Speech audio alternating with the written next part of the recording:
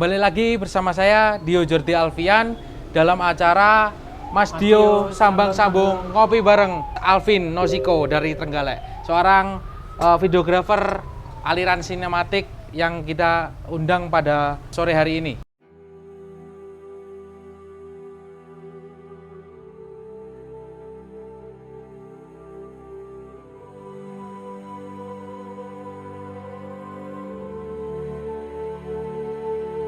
Video yang bagus itu video di mana dia bisa mempengaruhi orang menuju yang lebih baik, atau enggak orang itu dapat sesuatu dari situ gitu loh, Mas.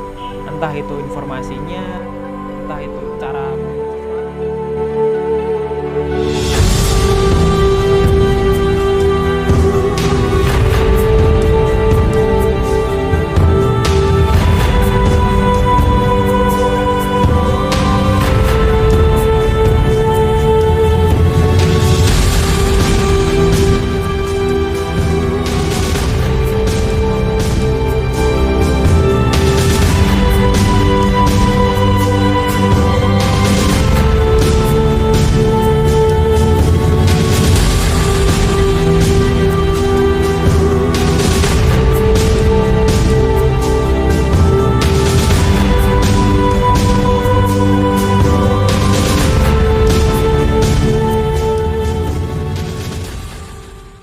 Ya, ini Alvin seorang sinematik videografer dari Durenan Trenggalek ya, Vin? Ya, Durenan Trenggalek. Tetapi banyak circle di Tulungagung. Gimana Vin? Kok bisa hobi di videografi? Gimana ceritanya dari awal? Aku dulu kenal videografi itu umur 14 atau 15, Mas. Itu waktu aku masih kelas 1 SMP, Mas. Awal-awal dulu kan masih itu YouTuber kayak Chandra Liao, terus Aulion, Skinny Indonesia 24 lagi marak-maraknya dulu, dan itu kan waktu itu masih ada komunitas yang namanya Indofitgram. Indofitgram ya? Iya, Indofitgram. Nah, di situ aku mulai terinspirasi dari situ, aku bikin video-video komedi, parodi. Dari situ aku bikin video awal-awal itu video action yang dimana itu aku pakai HP kentang yang Oppo. Wah, apa ya dulu, Mas? Pokoknya HP-nya HP kentang banget buat record itu di sekolahan sama teman-teman. Terus nanti aku di akhirnya aku kasih kredit kayak misal directed by Alvin. Oh, supaya keren gitu ya. Di kreditnya banyak, directed by Alvin, producer by Alvin, edited, kameramen semua tulisin Alvin, biar berasa keren gitu loh, Mas. Nah, dari situ kok rasanya pengen lagi gitu, nagih gitu loh, Mas. Nagih ya? Terus aku bikin lagi Naruto. Nah, dari situ sempat naik namanya. Yang Naruto itu naik sempat 1,5 juta views. Terus yang kedua aku bikin lagi Naruto lagi, parodinya itu 800 views. Yang ketiga aku bikin lagi 100 atau 80 views gitu, Mas. Itu 80 views? Karena yang paling banyak Naruto itu tadi? Iya, 1,5 juta yang itu. Wah, yang awal. istimewa. Terus aku bikin lagi. Berarti udah monet dong? Monetize udah dulu, Mas. Cuman kan karena musiknya aku ambil musik copyright, jadi nggak bisa ambil AdSense-nya, nggak bisa. Nggak bisa ya? Nah, itu tapi itu ya di dunia videografi aku lihat tadi tasmu itu banyak perlengkapan ribet kayak gitu. Kayaknya di videografi itu harus telaten ya, bawa kayak gitu kan.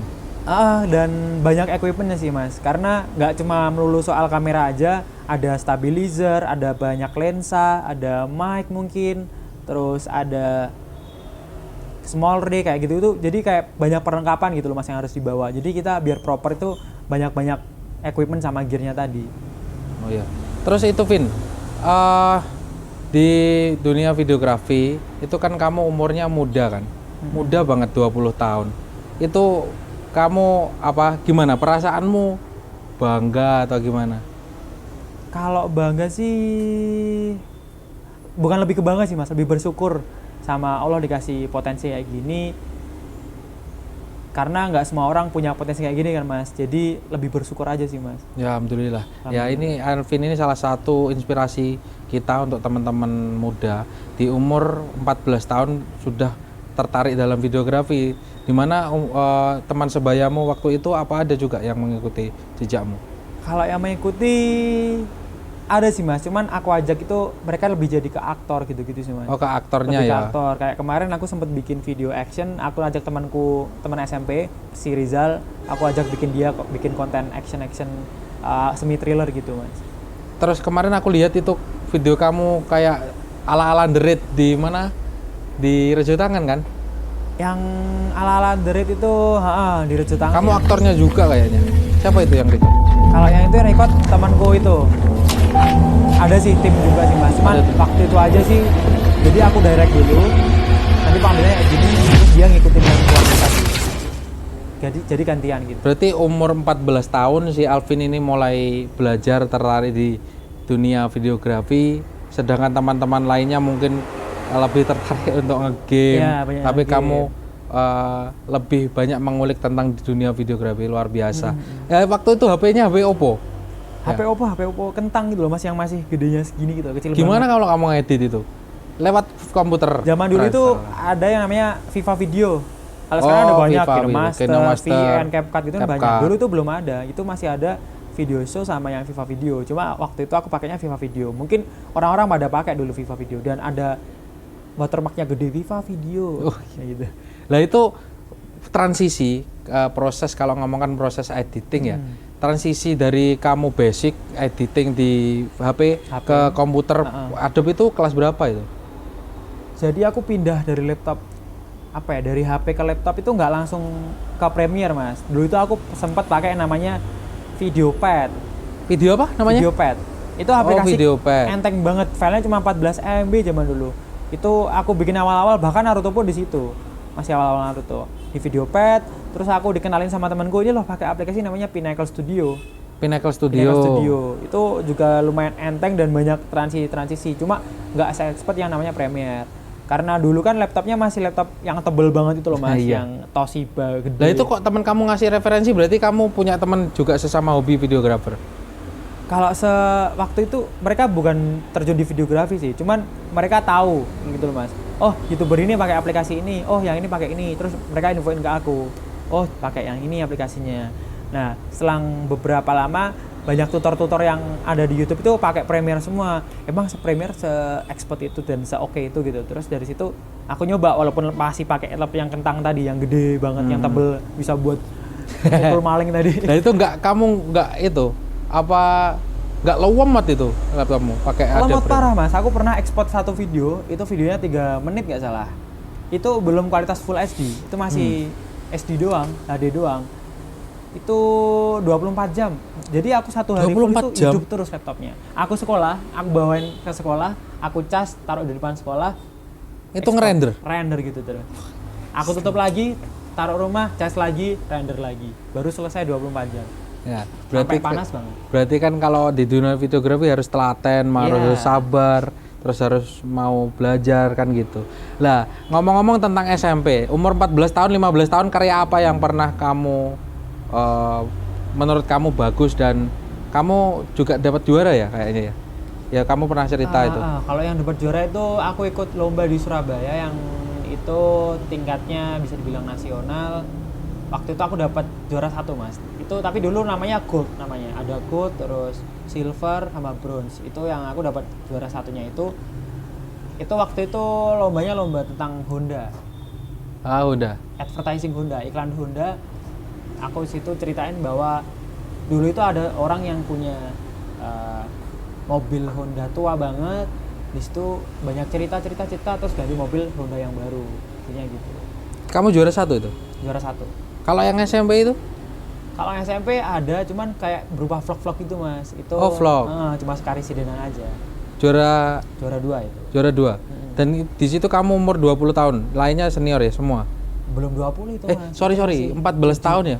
15 tahun? Kalau SMP itu berarti berapa ya? 16 atau enggak? 16 tahun 16, ya? Luar biasa, 16 tahun bisa juara videografi nomor 2. Lalu pernah membuat parodi Naruto itu aktornya teman-temanmu berarti? Ya, teman-teman SMP semua aku ajakin bikin konten-konten itu karena mereka ayo bikin gini. Mereka masih semangat gitu Mas. Waktu itu karena masih banyak YouTuber bikin komedi-komedi, teman-temanku, ayo guys bikin gini bareng-bareng. Kita bikin konten yang wah gitu. Jadi kita gas bareng-bareng. Akhirnya digas ya. Nah, itu aku penasaran Vin, prosesmu editing itu kan bisa se-expert itu. Itu kan nggak mula-mula bisa expert gitu. Dan kamu pasti belajar di tutorial basic-basic seperti itu, bagaimana cara cut, bagaimana cara ngisi lagu. bagaimana cara transisi. Lah itu prosesmu untuk ke expert itu kira-kira umur berapa? Dan gimana prosesnya? Kalau dari prosesnya dulu awal-awal aku tutorial Mas dari YouTube. Karena kan dulu ada tutorial tapi sedikit dan kebanyakan dari luar negeri kan. Nah dari situ karena masih kecil dan nggak begitu paham bahasa Inggris dulu, jadi aku improvisasi caranya ngedit. Aku nemuin cara aku sendiri. Tapi dasarnya tetap cari di tutorial. Misal cara ngedit muncul meteor apa-apa gitu yang ribet gitu. Aku cuma cari dasarannya aja. Nanti aku nemu cara sendiri dari aku. Oh ternyata bisa diakalin dengan cara ini yang lebih efisien, lebih gampang. Berarti kamu temukan ketika kamu di lapangan untuk rekam? Iya, waktu udah ada stoknya, aku edit baru nemu caranya. Oh ternyata gini. Oh mungkin ternyata gini. itu ya trial and error ya. Kamu kan pasti menemukan di sini yang nggak pas. Oh harusnya gini. Akhirnya kamu bisa menemukan formula. Iya benar. Berarti itu kan kalau bisa dibilang riset secara eksperimen ya, eksperimen secara di lapangan. Terus pernah nggak les video atau mengarah ke sana untuk kursus atau apa? Les selama ini enggak sih Mas. Aku lebih ke tutorial YouTube tadi sih. Tutorial ya. Terus gini Vin, di dunia videografi, terutama era sekarang, era digital, ini kan semua mengarah ke platform video, terutama YouTube. Lalu di Instagram ada Reel, lalu TikTok, terutama TikTok ya. Nah itu bagaimana? Tanggapanmu gimana untuk itu? Itu tantangannya apa sih tantangannya di situ? Kalau dari maraknya video itu karena udah eranya gitu loh Mas. Karena semua udah pindah ke digital, semua bisa diakses lewat HP, lewat website. Sekarang kamera tinggal ada di HP. Zaman dulu kan nggak ada kamera di HP, itu kan hal yang wah banget. Sekarang orang-orang sudah bisa bikin konten dari rumah, dari tempat kerja, semua bisa bikin konten dari situ. Yang aku tanggapin sih, semua orang karena bisa bikin konten itu, jadi kontennya itu apa ya, mensegmen banyak gitu loh Mas. Ada yang baik, ada yang buruk. Jadi tinggal kita pinter-pinternya sebagai penonton itu milih yang mana, yang lebih edukatif, lebih entertain, atau yang lebih informatif. Jadi kita ada segmennya banyak itu sih Mas. Kalau kamu kan harus update skill kan, atau apa namanya, dalam arti dalam perkembangan zaman ini, zamannya apa, formatnya gimana, kan seperti itu. Kalau skill tetap terus diasah sih Mas, karena seiring bertambahnya waktu kan juga seiring bertambahnya teknologi, nanti ada fitur-fitur baru di video. Fitur-fitur baru. Video jadi kayak gimana, jadi terus apa. Trennya juga berubah. Trennya juga kan? berubah terus, tiap tahun, tiap bulan itu beda-beda terus. Nah, salah satu contoh tren berubah itu seperti apa sih? Tren berubah di video itu, dulu zaman aku masih awal-awal kenal video itu zamannya kalau di Indonesia awal-awal dulu masih Chandra Leo, mungkin kebanyakan bikin komedi-komedi gitu, bikin video sketsa. Terus ada yang kenal orang-orang namanya Sam Calder, video jalan-jalan dibikin transisi seamless gitu, banyak VHS zaman itu. Terus sekarang mulai naik lagi, apa-apa video itu dibikin vintage gitu Mas, balik ke tahun 90-an. Bikin vintage, bikin VHS, bikin noise gitu, pakai kamera jadul analog gitu. Lebih ke klasik ya. Ya, video klasik benar. Dan pastinya untuk ke depan ini kan pasti berubah lagi, mungkin ada tren apa lagi. Dan sekarang kan kalau aku lihat itu, kalau dulu di YouTube kan panjang-panjang kan. Sekarang lebih ke ke pendek short. Ya, misalkan di YouTube ada short, di TikTok ya cuman beberapa detik. Jadi orang itu melihat sekilas, scroll lagi kan seperti itu. Jadi kita harus sekreatif mungkin, dinamis dalam dunia videografi gitu ya. Iya, berubah-ubah. Terus gini Vin, pernah nggak merasa kamu stuck, terutama saat editing atau take video gitu? Kalau stuck tetap ada Mas, tetap ada. Cuman stucknya itu dilawan sih Mas harusnya. Karena kalau kita tetap nurutin stucknya itu, ya kita nggak bisa berkembang. Di situ ya berhenti di situ prosesnya. Dari situ biar nggak stuck, kita cari referensi lagi, cari sesuatu yang menginspirasi kita biar kembali lagi moodnya, biar dapat oh ternyata gini ya moodnya bikin video yang ini, biar ada gambaran lagi, biar nggak stuck lagi gitu. Banyak inspirasi. Nah itu gimana kamu cara mengatasinya? Misalkan kamu ada pekerjaan profesional yang ada deadline, terus kamu stuck, Itu berarti harus dipaksa kan pasti. Ya kalau aku kadang kalau sekarang kan namanya ada yang namanya self reward gitu loh Mas, yang lagi ala-ala healing atau Healing. apa gitu.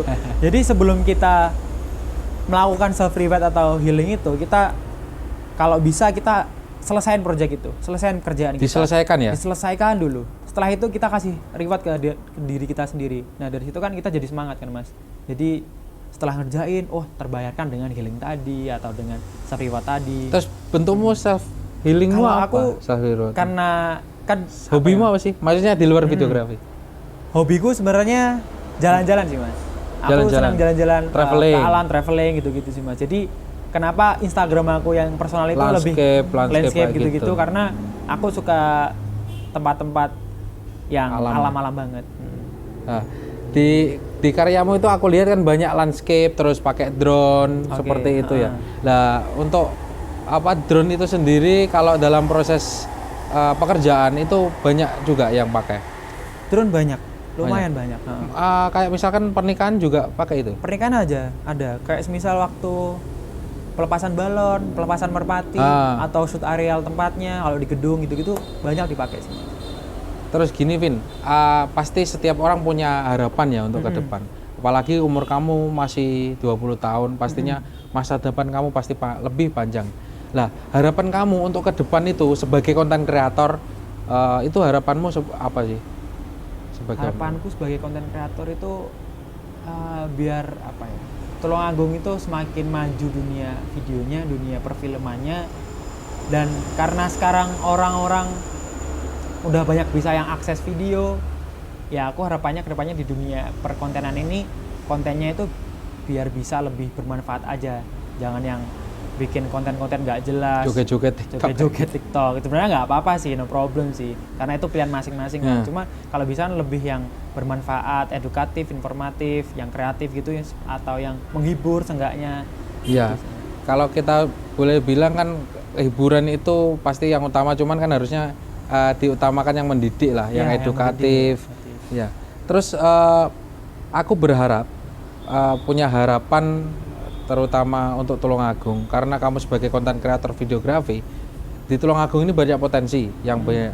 Meskipun aku tahu kamu rumahmu di Trenggalek ya, tapi circlemu banyak di sini, pekerjaanmu mau berawal dari sini, meskipun sekarang juga di Jakarta, circlemu temanmu di sini. Aku berharap di Tulungagung ini ada sebuah karya dari kamu untuk mendokumentasikan istilahnya dokumenter tentang Tulungagung, karena kita tahu potensi Tulungagung sangat luar biasa di bidang sejarah, di bidang budaya, kuliner dan pariwisata, dan di sini banyak yang bisa dikulik gitu loh. Dan Tulungagung untuk mendokumentasikan itu belum ada yang serius itu gitu. Untuk itu kamu punya harapan kesana sama kayak aku nggak? Kayaknya ada, mesti ada Mas, karena Tulungagung juga membesarkan nama aku di sini. Malah Trenggalek enggak ya? Enggak ada ya? Trenggalek ada, tapi berapa aja sih. Maksudnya yang membesarkan nama kan Trenggalek kan nggak punya teman kamu circle. Maksudnya lebih banyak di sini kan? Lebih banyak di sini. Jadi lingkunganku lebih nge-support di sini gitu. Apalagi sekolahmu di sini kan? Ya, sekolahku di sini. Aku besar di sini juga. SMP juga di sini ya? SMP, SMA, SD. Nah, apalagi TK. Ya itu aku berharap Tulungagung ini bisa level Jawa Timur lah, bisa dikenal, atau bahkan mungkin level nasional lewat karya-karya videografi seperti itu. Terus kalau ini kan kamu kuliah ya Vin ya? Itu kuliah itu gimana caranya membagi waktu? Kita tahu kan kuliah itu lebih ke otak kiri dalam arti hafalan dan apa, sedangkan kamu itu terjun di videografi yang notabene bertentangan. Nah kalau dari aku sih kita memprioritaskan sih Mas. Jadi misal waktu kuliahnya lagi masih urgent-urgentnya, jadi aku lebih prioritaskan ke kuliahnya dulu. Nanti kalau waktu kuliahnya agak senggang, aku prioritaskan videonya. Nah gitu. Jadi bagi waktunya ya kita prioritaskan salah satunya. Tetap ada yang dikorbankan sih Mas. Tetap ada yang kalau bisa tetap jalan dua-duanya. Nah, itu kan pasti ada yang dikorbankan, dalam arti itu kamu kalau misalkan ada apa job gitu ya, sudah kontrak, tapi tabrakan sama kuliahmu, kamu pilih mana? Kalau apa ya? Ya pilih-pilih sih, tetap diprioritaskan tetap kuliahnya sih Mas. Karena kita udah ambil konsekuensi, job kan bisa diatur. Kalau kuliah kan kita nggak bisa ngatur, udah diatur dari sananya. Kita ngikut dari dosennya. Jadi tetap job yang ngikutin kuliahnya. Nanti mungkin aku ambil job itu mungkin cuma weekend atau waktu libur, tanggal merah gitu. Berarti kamu utamakan ketika kamu nggak ada kuliah gitu ya? Ya. Atau off kuliah. Ya. Terus orang tuamu pastinya tahu kan kamu berkecimpung di dunia videografi? Ya, tahu. Tahu ya, tapi support ya? Support. Selama kuliahmu nggak terganggu Ya, kan pastinya. Terus hikmah, Vin. Kita ngomong hikmah. Kamu selama ini sudah berkecimpung dunia videografi, hikmahnya apa? Terus pengalaman apa yang kamu tidak bisa lupakan di selama perjalananmu sebagai konten kreator di dalam video? Dari video aku tuh dapat banyak banget Mas, dapat banyak ilmu, banyak teman, networking, pengalaman, ilmu kehidupan, nggak hanya sekedar ilmu video aja. Dari situ aku bisa cara aku ngomong udah beda dari yang dulu. Aku lebih bisa public speaking yang lebih oke dari dulu, karena aku dulu cuma orang yang bukan introvert, tapi lebih ke pemalu gitu loh Mas. Aku mau ngomong sama orang gitu, wah kayaknya aku nggak pantas ngomong sama orang itu. Tapi ternyata sekarang udah bisa ngelawan rasa itu. Terus sekarang udah bisa lebih sabar, karena kan dididik ngedit kan prosesnya kan panjang. Take-nya, jadi lebih sabar, lebih konsisten, lebih jiwa juangnya itu lebih. Wah luar biasa, jiwa juang. Jadi Alvin ini adalah salah satu contoh inspirasi bagi kita, bahwa videografi itu tidak mengajarkan hanya tentang teknis, tetapi tentang nilai-nilai kehidupan. Ya, luar biasa. Terus Vin, kita ngomong sekarang kamu sudah profesional, bekerja di salah satu perusahaan di Jakarta. Kalau dari sisi kemandirian pastinya kamu sudah bisa lepas dari orang tua dan mandiri kan dari bisa. Dari pekerjaanmu itu. Terus sejarahnya gimana sih Vin, kamu kok bisa kenal dengan orang Jakarta itu gimana? Kalau yang dari Jakarta itu sekarang kamu tempat kerja itu sih? Yang salah satunya itu ada dari omnya temenku, namanya Om Iwan, dia YouTuber tentang motovlog itu. Terus ada juga dari temenku yang bule, dia kenalin aku sama. Oh bule? Iya, yang bule. Kenalmu dari mana? Kalau yang bule itu kenal dari Instagram, tiba-tiba DM aku, ngajak video, terus dikenalin sama satu digital marketing gitu. Terus aku diajak ke Jakarta. Terus ada lagi temanku yang stay di sana, jadi aku bikin konten di sana, sempat kontrak juga di sana. Jadi ada banyak banyak channelnya gitu sih Mas. Lebih ke networkingnya sih, bisa ke sana. Dan ngomongin DM, aku jadi keinget dulu kemarin itu kamu pernah status itu pernah di DM sama Dewa Atlantis ya studio. Ya, Dewa Atlantis. Dewa Atlantis studio. Ya itu di DM sama timnya Dewa Atlantis. Istrinya oh Silinka kan. Silinka. Itu gimana ceritanya kok bisa di kalau kok bisa tahu Instagram gitu, mungkin karena di repost banyak akun sih Mas dulu. Karena aku bikin video gitu di repost. Mungkin orangnya bisa tahu lewat situ. Tapi ya sayangnya karena aku kuliah, orangnya nawarin kerjaan, waktu itu aku masih belum bisa. Jadi ya otomatis aku harus mengorbankan itu. Sebenarnya pengen banget.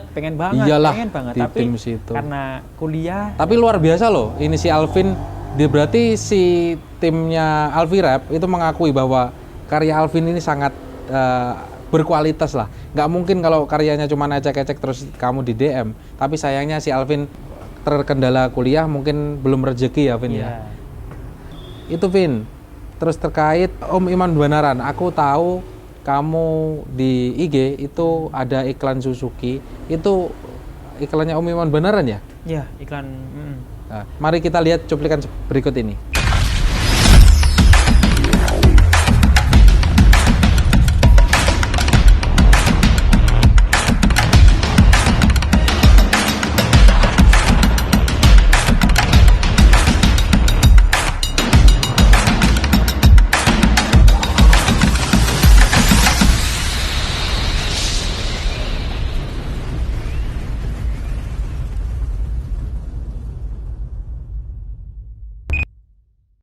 Gini Vin, luar biasa karyamu di Om Iwan Banaran. Itu kamu kenal Om Iwan Banaran itu gimana itu ceritanya? Sama dengan yang di agensimu itu? Hampir berbarengan atau gimana? Dari temen itu udah lama banget sih Mas. Udah 4 tahun yang lalu atau 3 tahun yang lalu.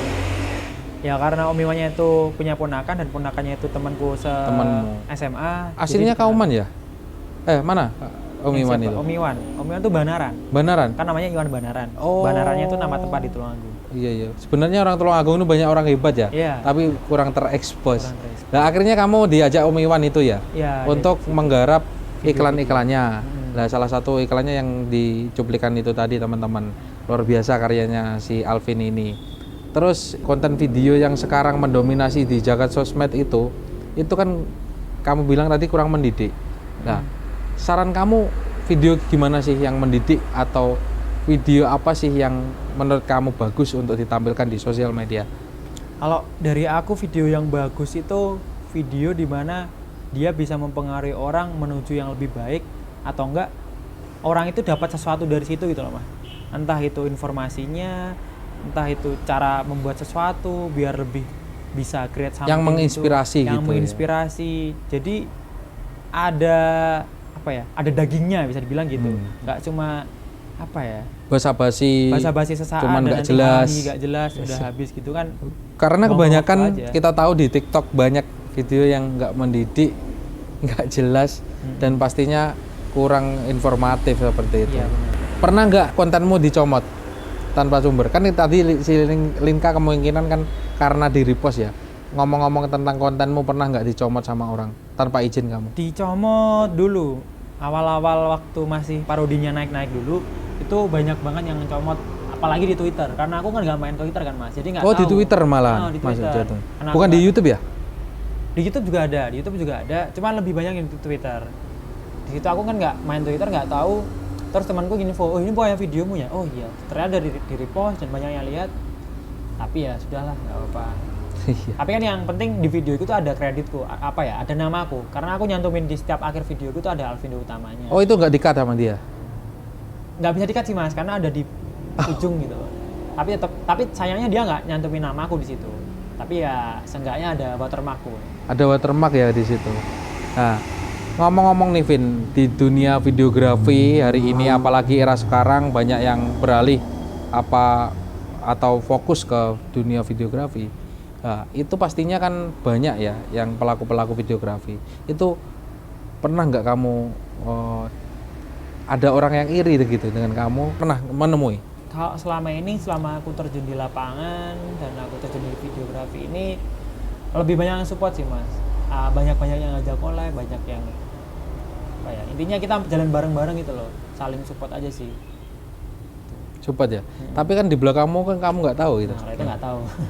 Pastinya, tapi aku berharap konten kreator khususnya di Tulungagung bisa berkolaborasi, menghasilkan karya-karya bagus dan setiap konten kreator pastinya punya ciri khas masing-masing.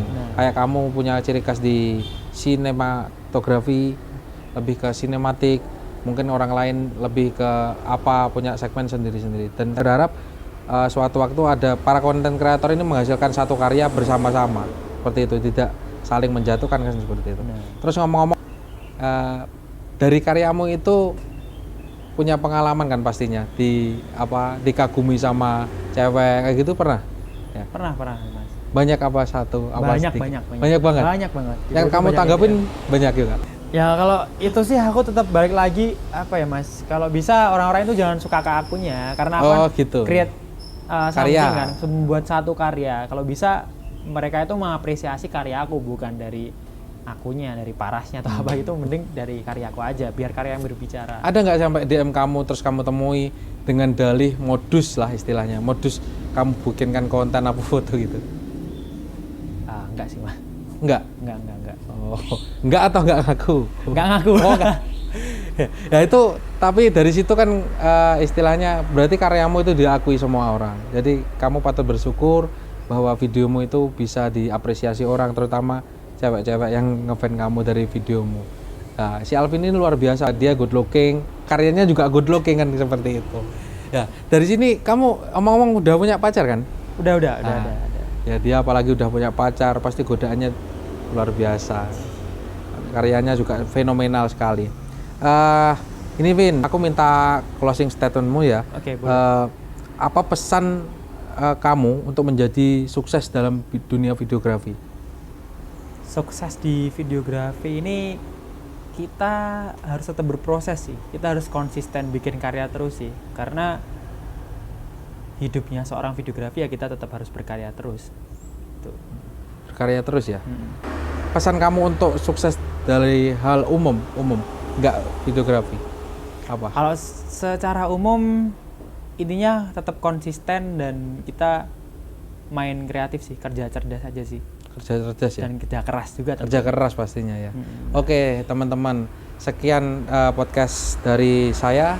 Alvin ini adalah salah satu contoh konten kreator muda umur 20 tahun tetapi karyanya sangat luar biasa. Dia bekerja di perusahaan besar, salah satu perusahaan besar di Jakarta, dan Alvin ini bisa menginspirasi teman-teman muda yang ingin belajar di dunia videografi.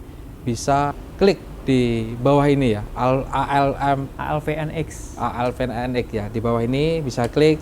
Teman-teman yang ingin belajar, ingin bertanya-tanya, sharing, bisa. Ini si Alvin ini humble kak orangnya, bisa untuk belajar sama dia, ya bisa sharing. Siapa tahu teman-teman muda ini bisa mengikuti jejaknya. Sekian dari saya, sampai bertemu lagi dalam acara Mas Dio Sambang-Sambung Ngopi Bareng dengan tokoh-tokoh inspiratif yang lainnya.